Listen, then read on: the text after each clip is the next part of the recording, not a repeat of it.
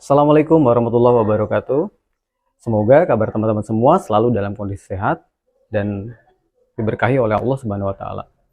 Teman-teman semua, dalam kesempatan kali ini saya Happy Yoga Purnama akan membawakan beberapa materi tentang mata pelajaran prakarya dan kewirausahaan khususnya di kelas 10 ya, sekolah menengah atas. Sebelum kita masuk lebih dalam tentang materi apa yang akan dibahas kali ini tentang prakarya dan kewirausahaan, sekaligus di depan, saya akan informasikan bahwa materi pembelajaran kali ini juga merupakan tugas dari mata kuliah Pengembangan Media dan Pengelolaan Sumber Belajar Universitas Muhammadiyah Jakarta, Magister Teknologi Pendidikan, yang diampu oleh dosen Dr. Zulfitria, MPD. Semoga ilmu yang akan disampaikan oleh video pembelajaran kali ini menjadi manfaat tentunya bagi diri saya dan bagi teman-teman semua yang menyimaknya. Yuk, kita simak materi berikutnya. Baik teman-teman semua, sebelum kita lanjut ke dalam materi aspek-aspek prakarya dan kewirausahaan, tentunya kita perlu tahu dulu nih, tujuan dari PKWU itu apa sih? Tujuan dari prakarya kewirausahaan itu apa sih? Ya, ada beberapa tujuan yang perlu kita ketahui dalam pelajaran prakarya dan kewirausahaan. Apa saja itu? Yakni merangsang jiwa kemandirian, kreatif, produktif, mandiri, ya, serta bisa memanfaatkan potensi dan memanfaatkan peluang yang ada, tentunya dari lingkungan-lingkungan yang ada di sekitar kita. Tujuannya satu sebenarnya, tujuan utamanya. Buat apa sih? Yang pertama dan paling utama adalah agar kita semua, ya, para generasi muda, peserta didik kita dapat bersaing dengan peserta didik lain atau dengan individu-individu lain, baik dari dalam negeri ataupun dari luar negeri pada era globalisasi ke depan. Ya, jadi peserta didik kita atau jadi teman-teman semua yang menonton video ini, yuk kita tingkatkan daya saing dengan para kompetitor kita dari negara lain ataupun dari negara kita sendiri. Dengan cara apa? Itu tadi, menerapkan prinsip-prinsip dan tujuan prakarya kewirausahaan, menumbuhkan jiwa mandiri, kreatif, inovatif, dan pandai memanfaatkan peluang. Mata pelajaran prakarya dan kewirausahaan atau yang biasa disingkat dengan PKWU berbasis pada 3 kegiatan. Yang pertama adalah praktik, yang kedua adalah proses, dan yang terakhir adalah karya. Karena proses dalam pembelajaran ini menitikberatkan kepada peserta didik itu harus mau dan mampu untuk mencoba hal-hal yang baru, untuk mempraktikkan hal-hal yang baru, yang mana nanti dari hasil praktik dan mencoba tersebut terjadilah dan terciptalah sebuah karya dan inovasi. Dan dari proses tersebut, siswa belajar untuk bisa memanfaatkan potensi dalam dirinya dan tidak selalu bergantung pada orang lain.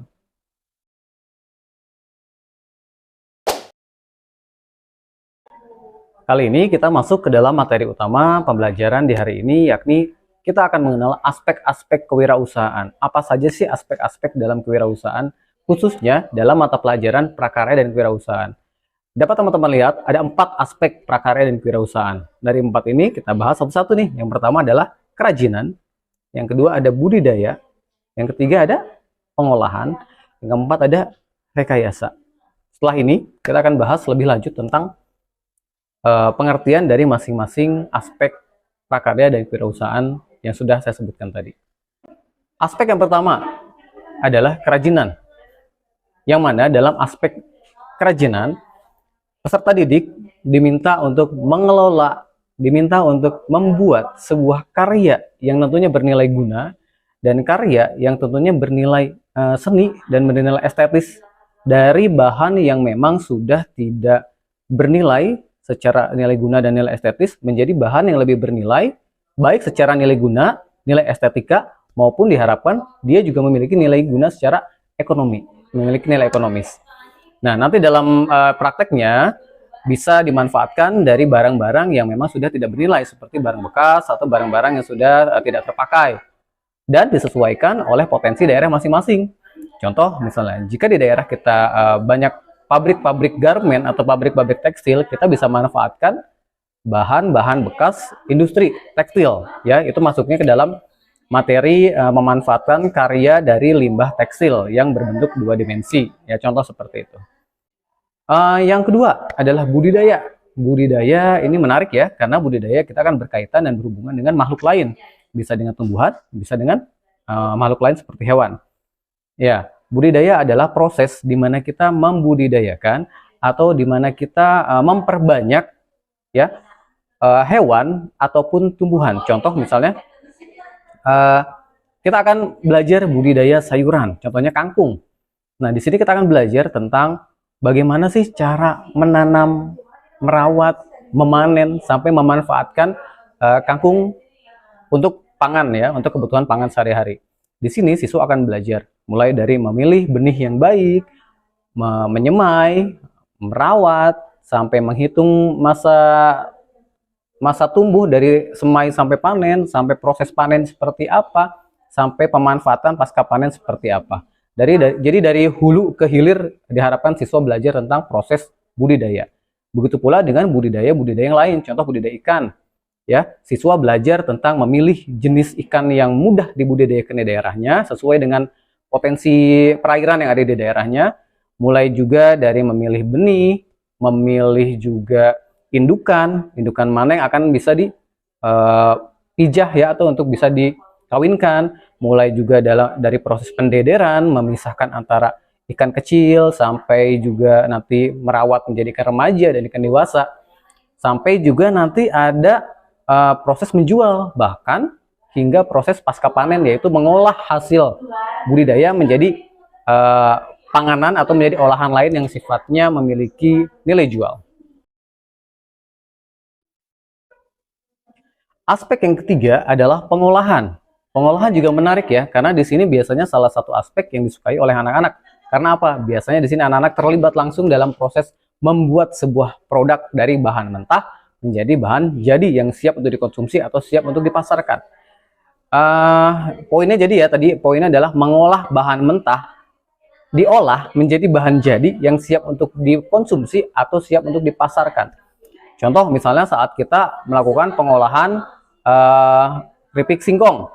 Nah, berarti kita menyiapkan bahan mentah, mulai dari singkong mentah, diolah sedemikian rupa dengan bahan-bahan dan alat-alat yang dibutuhkan, lalu mulai masuk proses pengemasan, masuk proses pelabelan, masuk proses promosi hingga akhirnya dijual. Ya, setelah dijual tentunya nanti ada perhitungan bagaimana menghitung namanya BEP, laba, rugi dan lain-lain ya. Itu bagian pengolahan. Aspek kewirausahaan yang keempat adalah rekayasa. Rekayasa itu tujuannya adalah mempermudah kinerja dan kegiatan manusia dengan memanfaatkan bahan-bahan atau potensi-potensi yang ada di sekitar kita.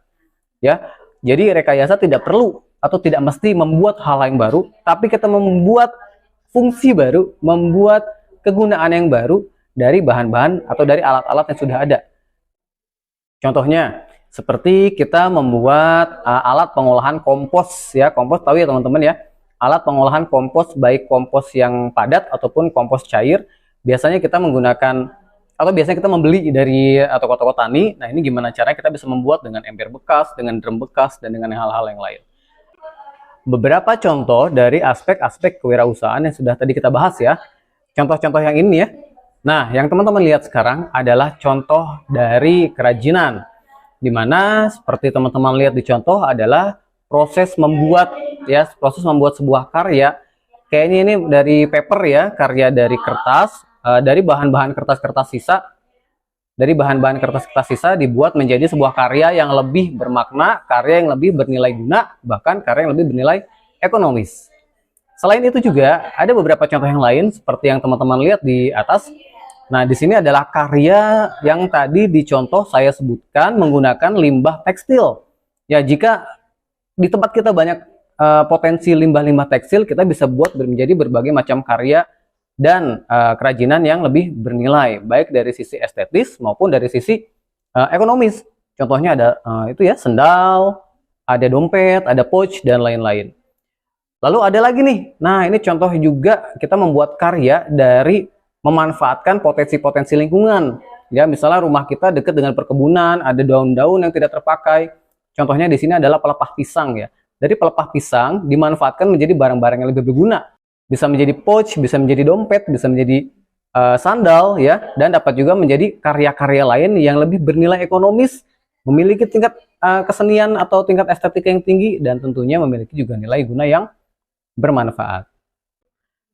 Nah, ini adalah contoh dari proses kewirausahaan di aspek budidaya, yaitu melakukan perkembangbiakan tanaman. Nah, di sini contohnya adalah kita mencangkok ya.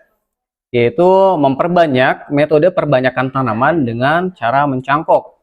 Lain halnya dengan yang ini. Nah, di sini adalah proses memindahkan dari semai sayuran ke dalam polybag untuk dibikin sayuran atau budidaya sayuran menggunakan polybag. Selain itu juga kita bisa menggunakan hal-hal yang lain atau metode yang lain seperti hidroponik dan yang lainnya. Lalu sebelum itu, sebelum kita bisa panen, bisa menanam, tentunya ada pengolahan lahan. Nah, di gambar yang ini kita akan melihat beberapa siswa yang sedang mengolah lahan dari lahan yang mungkin tidak begitu baik untuk langsung disemai atau ditanam tanaman. Kita olah dulu ya. Ada beberapa metode pengolahan tanaman dalam aspek budidaya ini.